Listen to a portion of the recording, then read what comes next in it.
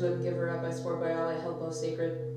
One morning as I was sitting stitching by the open window, she burst in and flew at me. Give him up, she screamed, he's mine. Her photographs were kind to her. Seeing her now for the first time, full length in the flesh, I understood why he preferred me.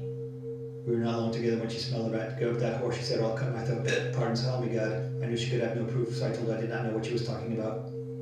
What are you talking about? I said, stitching away. Someone yours, give up whom? I smell him off you, she screamed, he stinks of bitch. Though I hadn't dogged for months my first-rate man, no shadow of proof was forthcoming, and there was no denying that he continued as assiduous as ever. This and his horror of the merely platonic thing made me sometimes wonder if I were not accusing him unjustly. Yes. What have you to complain of? I said. Have I been neglecting you? How could we be together in the way we are if there was someone else? Loving her as I did, with all my heart, I could not but feel sorry for her. Fearing she was about to offer me violence, I rang for Erskine and had her shown out. Her parting words as he could testify if he's still living and has not forgotten, coming and going on the earth and letting people in, showing people out, were to the effect that she would settle my hash. I confess this did alarm me a little at the time. She was not convinced. I might have known I smelled her off. She kept saying there was no answer to this, so I took her in my arms and swore I could not live without her. I meant it. What is more, yes, I'm sure I did. She did not repulse me. Judge then of my astonishment when one fine morning, as I was sitting stricken in the morning room, he slunk and fell on his knees before me, buried his face in my lap, and confessed. She put a bloodhound on me, but I had a little chat with him. He was glad of the extra money. Why don't you get out? I said when he started moaning about his home life. There's obviously nothing between you anymore, or is there? I confess my first feeling was one of wonderment. What a man.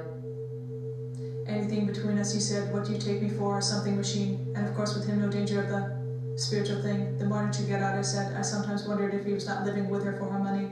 The next thing was a scene between them. I can't her crashing in here. She said, threatened to take my life. I must have looked incredulous. Ask her skin. She said, if you don't believe me, but she threatened to take her own. I said, not yours. She said, no. I said, hers. We had fun trying to work this out.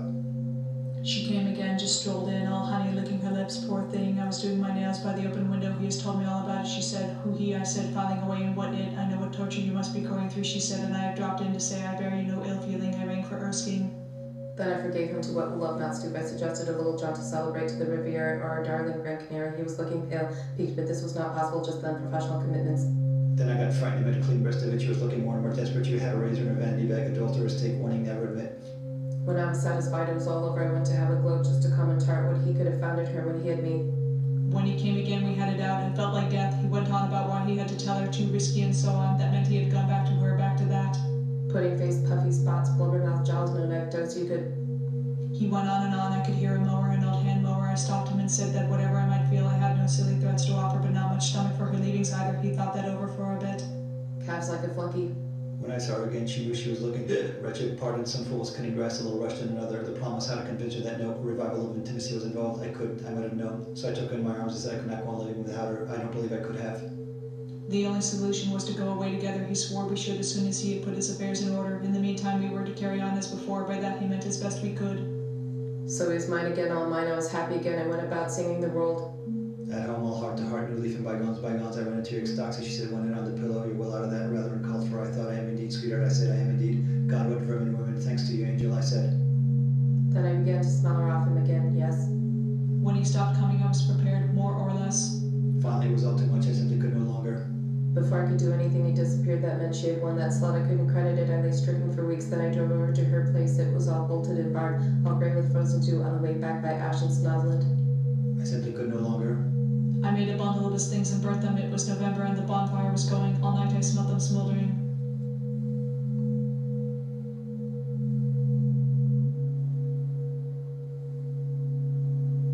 When for this change.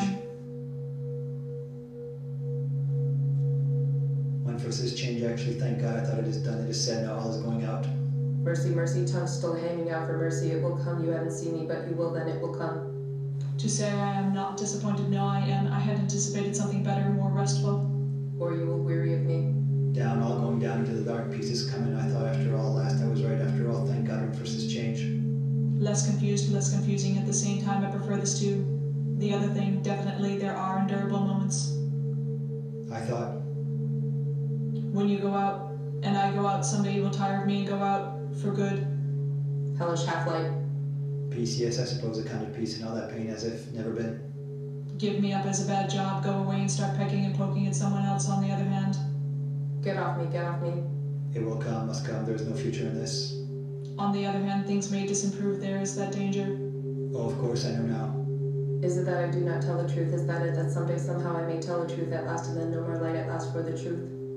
You might get angry and blaze me clean out of my wits, mightn't you? I know now all that was just play, and all this, when will all this, Is that it? Mightn't you? all this, when will all this have been just play? I can do nothing for anybody anymore, thank God, so it must be something I have to say, how the mind works still. But I doubt it. It would not be like you somehow, and you must know I am doing my best, or don't you? Perhaps they have become friends, perhaps sorrow. But I've said all I can, all you let me all lie. Perhaps sorrow's brought them together. No doubt I make the same mistake as when it was the sun that shone, of looking for sense where possibly there is none. Perhaps they meet and sit over a cup of that green tea they both so love without milk or sugar, not even a squeeze of lemon. Are you listening to me? Is anyone listening to me? Is anyone looking at me? Is anyone bothering about me at all? Is it something I should do with my face other than utter weep? Not even a squeeze of. Bite off my tongue and swallow it, spit it out, would that placate you? How the mind works still, to be sure. Am I taboo? I wonder, not necessarily now that all danger is averted. That poor creature. I can hear her. That poor creature. Meet and sit now in the other one, dear place now in the other, and sour together and compare pardon happy memories. If only I could think there's no sense in this, either, none whatsoever, I can't. That poor creature who tried to seduce you, whatever became of her, do you suppose? Personally, I always preferred Lipton's. And that all is falling, all falling from the beginning on empty air, nothing being asked at all, no one asking me for anything at all. They might even feel sorry for me if they could see me, but never so sorry as I for them. I can't. Kissing their sour kisses. I can't, the mind won't have it, it would have to go, yes. I pity them in any case, yes, compare my lot with theirs, however blessed, and She had means, I fancy, though she lived like a pig. What do you do when you go out, Sift? Like dragging a great roller on a scorching day of the strain, to get it moving, momentum coming. Kill it and strain again. Perhaps she has taken him away to live, somewhere in the sun. pity them. And you perhaps pitying me, thinking, poor thing, she needs a rest. Am I hiding something? Have I lost? Perhaps she is sitting somewhere by the open window, her hands folded in her lap, gazing down out over the olives. Have I lost the thing you want? Why go out? Why go? Gazing down out over the olives, then the sea, wondering what can be keeping him, growing cold, shadows stealing over everything, creeping, yes. Why go down? Why not? I don't know. Why not keep on glaring at me without ceasing? I might start to rave and bring it up for you, par. No. Then, Poor creatures, poor creatures. to think we were never together. Am I not perhaps a little unhinged already? Never woke together on a May morning, the first to wake the other two, then in a little dinghy. Penitence, yes, at a pinch atonement, one would resign, but no, that does not seem to be the point either. A little dinghy. I say, am I not perhaps a little unhinged already?